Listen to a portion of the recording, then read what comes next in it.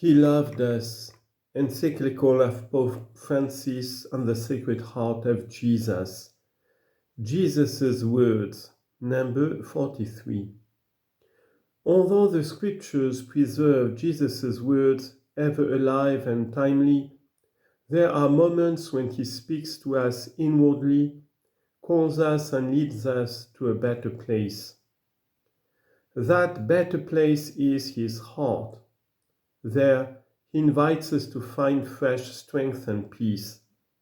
Come to me, all who are weary and are carrying heavy burdens, and I will give you rest. Matthew 11, verse 28.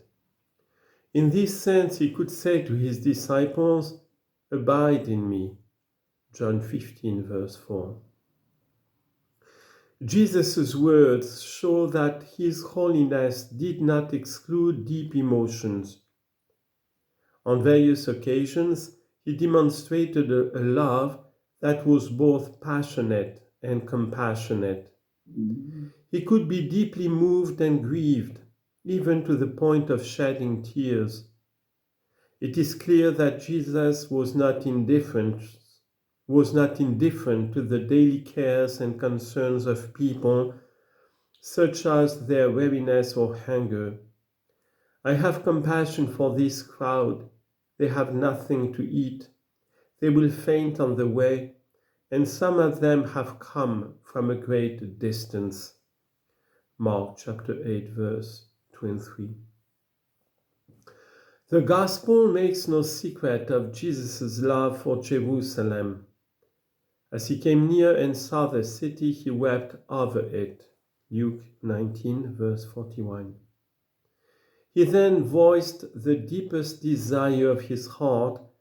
If you had only recognized on this day the things that make for peace. Luke 19, verse 22. The evangelists, while at times showing him in his power and glory, also portray his profound emotions in the face of death and the grief felt by his friends. Before recounting how Jesus, standing before the tomb of Lazarus, began to weep, John chapter 11, verse 35, the Gospel observes that Jesus loved Martha and her sister Lazarus, and that, seeing Mary and those who were with her weeping, he was greatly disturbed in spirit and deeply moved. The Gospel account leaves no doubt that his tears were genuine, the sign of inner turmoil.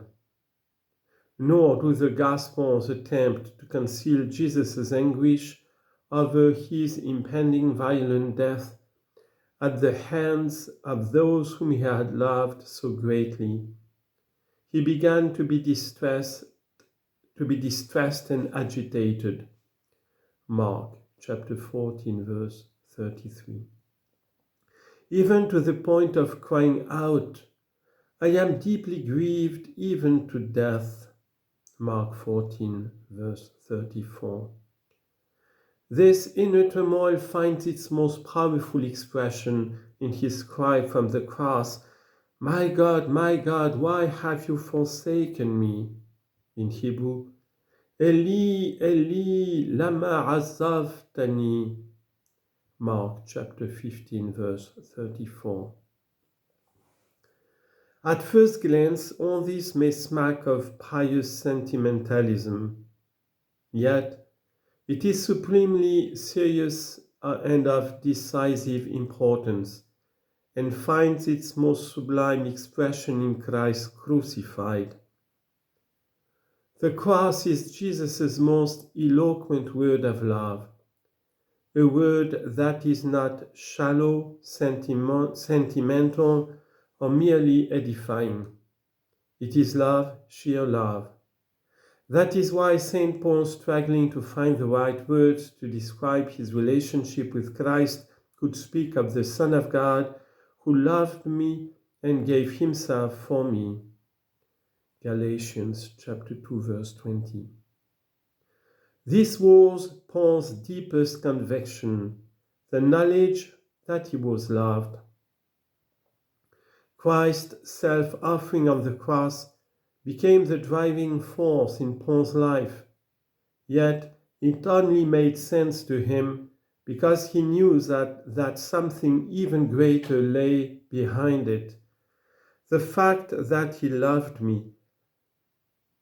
At a time when many were seeking salvation, prosperity, or security elsewhere, Paul, moved by the Spirit, was able to see farther and to marvel at the greatest and most essential thing of all: Christ loved me.